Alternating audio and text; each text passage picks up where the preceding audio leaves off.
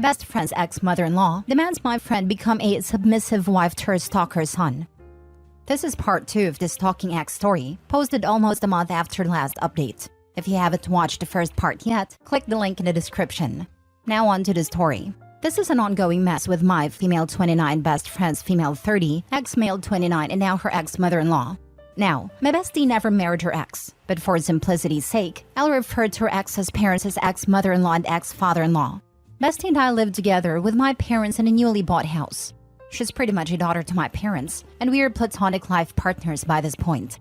Her ex ghosted her for 3 years and has been hounding her ever since he found out we bought a house, trying to get her to take him back and live in our house. We've tried reaching to the police, but since nothing serious has happened, we've reached a wall and can only wait. Her ex-in-laws no longer live in the US, but they did come for Thanksgiving. Though my bestie is no longer dating their son, she offered to pick them up at the airport and take them to their hotel. Reason I was told was they would do that for her when she was in college. I didn't like it since her ex is a problem, but she wanted to use the chance to ask her ex's parents to intervene and maybe get him off her back. I still didn't like it, but I figured they probably were okay, based on how she described them. And I was completely wrong. My bestie arrived in tears and with a scratched cheek. Immediately I asked her what happened and now I'm seeing red. The next part comes from how my bestie described things to me. Bestie told me picking them up went well, and they had talked about the old days. They asked my bestie if they could stop in a nearby restaurant they always liked, and bestie, being her usual self, decided to treat them to lunch. All hell broke loose at a restaurant though. Apparently, her ex-mother-in-law demanded to know why bestie did not take her abusive stalker ex back. According to ex-mother-in-law, my bestie is responsible for her baby boy since she was his girlfriend, and they were married in the eyes of God. To start, they'd never legally marry, and bestie is an atheist. So yeah, bestie tried to defuse the situation, explaining she's moved on with her life after 3 years not knowing where he was. She did try to ask her ex-mother-in-law to convince her son to leave her alone, and that bestie just doesn't want him in her life anymore. Ex-father-in-law seemed to agree with her and apologized for all the heartache and pain she went through. Ex-mother-in-law, however, took over the conversation and began screaming that thanks to my bestie, her son had no life. That apparently, my bestie was responsible for her firstborn not having a wife, her children. And the least she could do is take responsibility and become the submissive wife he deserved. Ex-father-in-law tried to pull his wife away, more than likely because they were causing a very public scene. Bestie simply said she would not ever consider marriage to her ex. She then said it might be best to take the food to go and for them to go to their hotel. She paid all the food, despite ex-father-in-law offering to cover his and his wife's meal, and drove them to the hotel. On the way to the hotel is where things went from 1 to 100. Ex-mother-in-law had spent the whole drive escalating demands. From taking him back to marrying him, to have a child and give her son a house as demand in the relationship. Ex-father-in-law apparently kept telling her to stop, but there was no way she could be quiet. Finally, my bestie had enough, stopped the car and told ex-mother-in-law she will never take a failure of a man like her baby boy as a husband, let alone give birth to his spawn. That she was glad no other woman had stayed long-term with him, since he really won't be a good addition to the gene pool. I gotta admit, I'm proud of her for that last one. Ex-mother-in-law went crazy and jumped on my friend. Her husband luckily grabbed her, but she still manages to get my friend on the cheek.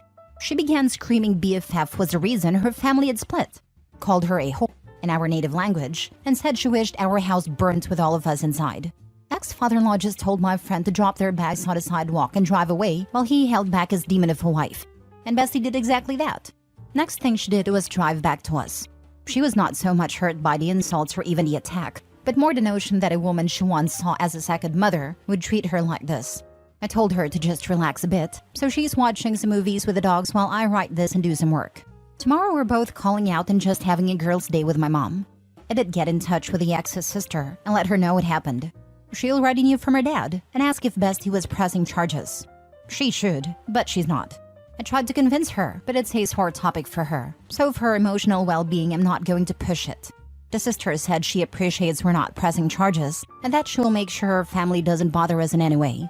Apparently she already had her brother moved outside the city. Not sure how or where, but I'm glad he's gone. So hopefully we're done. We're going to avoid going out too often until we know the ex-monster-in-law is gone from the city. It's not a small city by any means, but I wouldn't put it past these crazies to try to stalk my bestie. Now for the top comments before reading the last update. Pressing charges will expedite the restraining order. Your bestie seriously needs to rethink her decision. The ex-mother-in-law is deranged and dangerous. Another good reason to press charges is to establish documentation of the ex-mother-in-law's violent behavior. If, hopefully not, a fire does happen, documentation will point the authorities in the right direction as to who possibly started it. I absolutely agree, but I also know right now is not the right time to push it. I'm hoping my mom can talk to her about it. At the very least, pictures need to be taken of the scratches. Pictures sent to an email with a detailed account of the attack, just in case it's needed later. Hopefully ex-mother-in-law is going back to her country. They can find their own way to the airport. Meanwhile, block her on the phone and social. That family, except for the sister, is beyond arranged. Your bestie needs to stay away from that toxic, dangerous family. Bestie needs a reality check because she is still in contact with them. I was thinking the same. At some point, bestie needs to take accountability for the role she's playing in allowing these people access to her. You're making it worse for yourself, and then you're not even following through to protect yourself. Not only that, but you put OP in danger adjacent. I know, my mom plans to talk to her about it and maybe convince her to do some therapy. Obviously, my mom can't be the therapist, but she knows some people that might be a good fit. Poor father-in-law too. He can't just drop her bag somewhere, but he wishes he could. He has probably been putting up with it for years. That's how these people get so out of control. Everybody knuckles under and doesn't call them out on their behavior. The bestie's doing it too. Just like her son, this mother is crazy. I found it ironic how mother-in-law was yelling about how women should be submissive to their husbands, but then ignored her own husband when he told her multiple times to stop yelling. Now for the update. After Thanksgiving dinner, my mom sat my bestie to have a serious talk. She told her she didn't want to diagnose her, but she was showing clear signs that she needed help, and therapy could be an option. They had a discussion about it, and my friend agreed to seek professional help. Since she lives with my mom, she's not an option, but mom is going to help her find someone. We just came from filing a police report. My friend won't press charges, but we made a paper trail to ensure that it's at least on the record. She apologized for not doing it immediately, and for going to meet her ex-in-laws. I told her I understand she's going through a lot of things. We'll see how things go, but she's like a sister to me and I refuse to let her go through it alone. As for people saying I have feelings for her, please stop. Like seriously stop.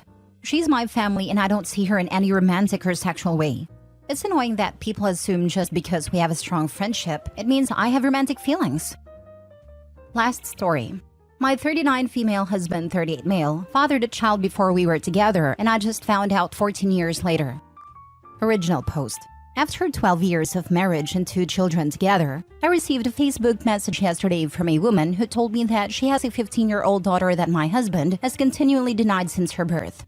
The child was produced from a one-night stand, and afterwards my spouse did everything he could not to see his child. The mother eventually had his parental rights terminated, and she moved away for many years. Fast forward to now, my husband has buried the secret as deeply as possible. On the other hand, his daughter is now having some issues and her mother contacted my mother-in-law in January, imploring him to reach out to his daughter, threatening to tell me if he did not. Apparently, they had a 30-minute FaceTime which he lied about last night until confronted with evidence her mother provided to me. And then he admitted that it was true, and then he blocked the account so she could not contact him again. Her mother claimed she sent the message out of love and concern for her daughter, and I understand that she wants her to have a connection with her biological father. But she blew my entire life up in the process. My husband has lied and lied and lied. He eventually admitted to everything but only went back into a corner. I asked him to leave the house last night so I could clear my head. But the truth is that I can't even look at him right now. I don't think I've ever felt so dumbfounded, hurt, confused, and betrayed all at the same time. My instinct is to call a lawyer to see where I stand, legally and financially, as I'm not sure I can continue this marriage, knowing that I might never feel like I can trust him again. My family thinks I'm being rash because I'm hurting so much, and this is 12-hour-old information. Also, knowing how he abandoned his first child makes me feel disgusted. Last night, he spoke about her as a mistake and a dark secret. He was never going to tell us about her existence because he was embarrassed. Regardless of what happened between he and I, there is a teenager out there who shares 25% of her genetic material with my beautiful children. I don't want that child, who did not ask to be born into such a messy situation, to be separated from her family forever. Even if he does not want to see her, I'd like my kids to eventually know their half-sister, because she deserves to be loved and supported, even if her father cannot. So now I'm left with options and questions, and I don't know how to proceed. Do I start the process to end my marriage, or do I try to keep my family together? When do we tell our small children about her half-sister? Anyone who has experienced this, all advice is welcome. Now for the top advice before reading the update. You are extending so much grace towards that child and I applaud you. Bottom line is, you will never trust him again. To keep such a secret for as long as he did is reprehensible. We had a great partnership before this. I'm devastated. But I don't want to continue a marriage that was based on lies. I completely understand. This is beyond a lie. This is a child's life. Your life is now forever changed. Why did he say he kept this from you? He said he was embarrassed. Since his parental rights had been terminated so many years ago, it felt like she didn't exist. He kept insisting that she was not his child, just a mistake that he made as a dumb kid. There's more backstory that will make him look even worse, but it's irrelevant at this point, just there to further add insult to his character. It seems like he just makes it worse and worse. Felt like she didn't exist? A mistake? She's a human being and shares 50% of his DNA. I can appreciate that he was stupid at 23, but my gosh. Every statement like these would make me even more disappointed in him as a human being. I feel all of this. I've been with my husband 10 years. If I found out something similar and he acted the way your husband did, I don't think I could ever trust him again. To hold on to such a big secret, to sneak around about it, then to lie when confronted? That's a lot. To top it all off, your mother-in-law knew. I know other Redditors are saying it's about how he has treated you and your children over the last 14 years, but to me it would all feel like a lie. Everyone in this situation needs counseling. I would definitely work on introducing children who share 50% of their DNA. If this child is struggling, knowing her siblings might help. It might also hurt. My mom was abandoned and her father raised other kids. She asked him once why, and he said he wasn't ready to be a father. That only made her pain worse, because why was he ready with them and never came back for her? Everyone involved needs serious counseling, and handle your feelings with your husband in the most honest way you can. Don't try to minimize things because of the idea of what your marriage is supposed to be or what others think you should do. I'm so sorry. He told me that he wasn't ready to be a father at 23 multiple times last night. Is that the best thing he did for her was to terminate his rights? Update. I had a request to post an update, and interestingly enough, I saw a message today that he actually posted in the divorce subreddit after this all happened, but he deleted it, and it was full of half-truths. This is what's been going on, and I will answer some of your questions. The mother, Carrie, of this child, Danny, has been in contact with us both since this happened. She says that the reason they told me after all these years was because Danny wanted to be involved in the lives of her two half-sisters, my bio children. She has not asked for back child support or anything like that. But now Danny has decided that she wants nothing to do with my spouse, and Carrie doesn't seem to be facilitating the relationship with my family the way she originally stated. It seems like something is amiss, but I've been lied so many times that honestly, I just can't tell anymore. The termination of his parental rights. According to the both of them, she tried to push him into fatherhood, and when she finally realized that he had zero interest in being a dad, she had him sign away his rights, and then proceeded to disappear until Danny was 8. My spouse never paid child support and was never asked to pay child support. Both of them have told me that. Then Carrie got married and Jeff adopted Danny. I can't see my spouse's original post, but judging by the comments, it made it seem like he signed his rights away so Jeff could adopt her. But that's a lie. Danny was 8 when she was adopted, not an infant. Carrie tried to contact my spouse to sign those adoption papers in 2016, but he blocked her. So she contacted my mother-in-law, had him sign the papers, and the connection ceased again. Then they disappeared again until June of 2020, when Carrie reached out to my mother-in-law because Danny wanted to connect with her paternal biological family. My mother-in-law and sister-in-law proceeded to have a 2.5-year relationship with Danny through phone/video calls, sending presents/money, all the while hiding it from my spouse and lying to Carrie, telling her and Danny that my spouse knew but wanted nothing to do with them. I know this to be true, as I heard my mother-in-law admit it over the phone to my spouse while I was silent on a 3-way call. My spouse had zero idea that anyone had contact with Carrie or Danny until a week after I found out about the situation. In January of 2023, Carrie delivered my in-laws an ultimatum. Either produce Danny's bio dad, or they would contact me and let me know what's been happening over the past 15 years. My spouse then agreed to a video call with Danny, where he promised that he would tell me he'd make an effort to make her a part of our lives. Within hours, he had Carrie blocked, and his mother and sister were so scared of their lie being discovered that they stopped talking to Danny altogether, without an explanation. Fast forward to September 2023, my mother-in-law texts Danny to have a good school year, and that was the last straw that broke the camel's back. A few weeks later, I received a message that would change our seemingly happy life forever. Presently, he has cut off his family completely. Carrie has also cut off all communication with his mother and sister.